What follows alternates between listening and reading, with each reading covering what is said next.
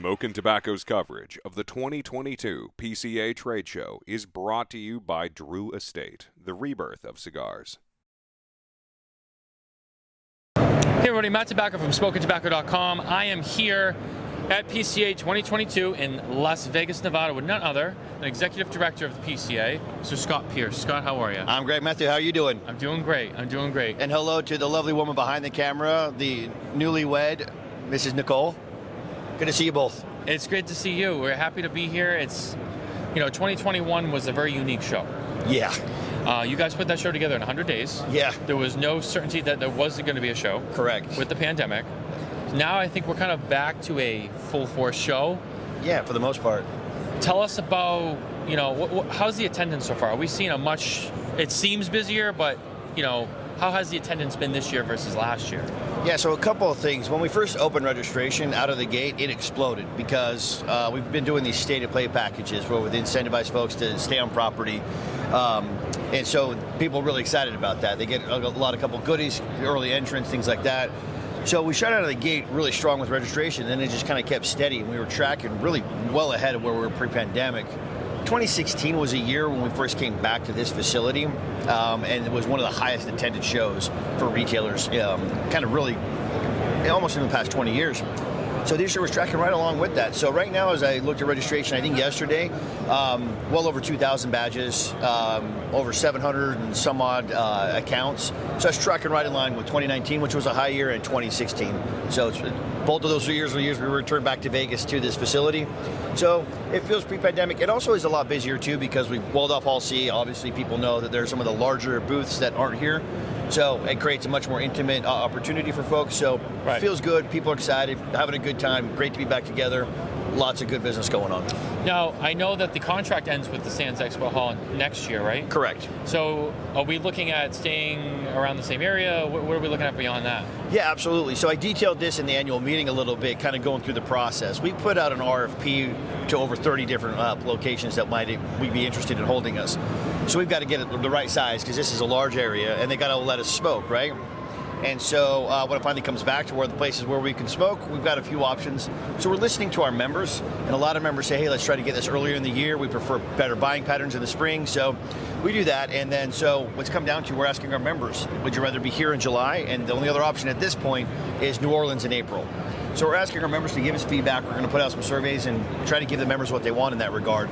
Because the pandemic canceled so many shows in 2020 and 21, those all already rebooked for the those later years, 24, what we're looking at. So we're looking at 24 as maybe a stepping stone to something different, and then we'll kind of consider what 25 and 26 look like as we plan ahead. Absolutely. Looking ahead, logistically with this show, did you find this show to be harder to put together than last year? Given that maybe it's a little more full scale, or was it much easier now compared to last year being on such short notice? That's a really good question. Last year just presented so many weird challenges that everybody was unsure about. So really this year, a lot of that uncertainty was gone. However, there were a lot of changes based upon just kind of the way things were laying out. We changed schedules. We wanted to move later. We put a happy hour on the show floor, doing education before the show opens so that way there's no disruption to business.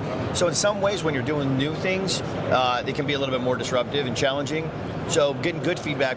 Overall, I think people are having a positive experience, getting good feedback on how we can enhance it and do better next year. But I think this year was a little bit more the norm as opposed to last year with so many curveballs. Now, one of the things that's been kind of interesting, and I'm curious to get your opinion on this, I don't know how much you guys have really looked into it, but a lot of people talk about TPE, the other show. Yeah. Now, I myself, a lot of us, PCA, this is the show. Yeah. This is the show. Now, TPE is also another show, but it seems, in the last few weeks, they made some announcements. They're kind of transitioning into more of that convenience store market. Not so much even a tobacco show. They're now the total product show. Right. Do you see that as maybe being a way that the premium cigar part of that show is maybe going to fade out and it really brings the PCA back as the only main show to people to worry about? Yeah, I still think PCA has always been the main show. That's where people really focus on. The principals all come here. They focus on the releases, and really the vast majority of retailers come here. Look, the buying in the January, February timeframe has always been important, especially for a very different geographical group. I do think that they are going towards a very different audience. but just because their total market that they're looking at there with the Total Products Expo that they're doing doesn't mean they don't capture some premium cigar stuff. Right. And look, if it benefits the industry, if it benefits retailers, I'm all for it, right? And so we're always in good conversations with Jason and Sergio over at Cretek and Phillips & King, who put on TPE, in ways that we can maybe work together in different ways in which it's going. So I do think that there's obviously room in the industry for both of these types of shows, because again, we've got a lot of convenience store owners that are here now, right? And we have a lot of premium only shops that will go because they have the opportunity to buy at a time when they might need to get products. So I think it's a good hand-in-hand relationship, and I'm excited to kind of see where it goes with the involvement of their show and the involvement of our show. Last question I have for you: this week was a big week. Yes. Yeah, kicked off in a fantastic fashion. We won this week. Yes. We won. Yeah. So, question I had for you though, in regards to the ruling that came down that the FDA did not properly review the evidence against regulation on premium cigars, some people have been asking, well, how does this affect the flavor ban section? Yeah. Now, could that still be maybe now exempt from the premium cigar part of it, and maybe for other tobacco products? Is there any chatter on how that's going to play into this ruling? Absolutely. We just had a government affairs session downstairs right before the show kicked off this morning on a round table, and it was actually kind of standing room only. We were kind of surprised as many people came, even though the show was technically open for the early hour. And that came up, so our lead counsel, Michael Edney, who argued the case and litigated it and won it, was also in there as well. That question came up. And really, so when you're looking at it, this is going to get pretty kind of nerdy here when it comes to the laws. But basically, when you're going back to when they had the deeming rule and then they came out with everything, the definition that they were looking at, what started in 2014 but ended up kind of being adopted, was, in the specific language in this instance is, it cannot have a characterizing flavor other than tobacco. Problem with that is that it's so wide open to interpretation. And that could be anything from you smoking a cigar and going out there and saying, I get notes of leather, I get notes of cocoa, I get some toasted nut. It could be as expansive what they tried to do in California a couple years that we defeated, of saying that makes the product illegal. As soon as it's described that way, even if you're not the manufacturer, as soon as you describe it that way, it makes it illegal. Obviously, First Amendment issues come into play there, so that's terrible. So then the second part of that is that, well, what does that exactly constitute? Because it's not talking about additives and everything else. So you can look at a host of portfolios that are out there. And if the name isn't expressly telling you what flavor you're supposed to be capturing from this cigar, is that in fact flavored? And obviously therein lies the elephant in the room and the divisions of kind of where some of the industry feel it needs to go versus others. So that is an interesting comment. For a lot of those portfolios that technically would not be underneath that definition that Judge Maida and now the FDA have been using. Now, there isn't a legislative one, but for all intents and purposes with the FDA and this decision now, it's going to be very tough to get a legislative definition that's very different. It does not mean, and again, we're the ones that are gathering the coalition in California. We're the ones that founded the website, fightflavorbans.com. Yep. We are against any prohibition. However, and so that doesn't mean that there isn't a fix for those products to continue to come through to our stores. They are adult products enjoyed by adults. There's no reason for them to be stomped out.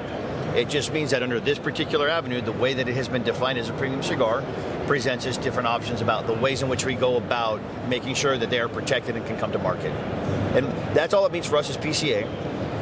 And so that's the way we're going to proceed. We're going to continue to fight. We've been very successful in Colorado, California, and others, staving off flavor bans, and we're going to continue to do that even at the federal level. Yeah, absolutely. And you guys do an amazing job. And we, as everyone else outside of PCA, or members of the PCA, we thank you. Really, we do, because thank you. What happened this week, and people don't realize that ruling this week was massive. Yeah. That's a very big deal. And, we talk about all our shows all the time, hey, they're coming for your cigars. This is a big win. And this stuff is real. Yeah. And that is why Scott and everyone at PCA, this is why this show is here. This show is here to help fund the fight in the courtroom. The courtroom is really what this show is about. Yeah. Well, now it's switching to the state, so what they're doing is they're trying to make it so it's legal for all these localities to tax as opposed to the state setting the tax, because they want us to die a death by 1,000 paper cuts. They're like, you can't be in 10,000 localities because it's too expensive. And right. So that's where we're fighting now. Absolutely. We'll keep up the good fight, Scott. Thank you so much, Matthew. Thanks for being here with us today. Thank you for being here. Appreciate it. We love being here. Guys, stay tuned for more coverage from PCA 2022.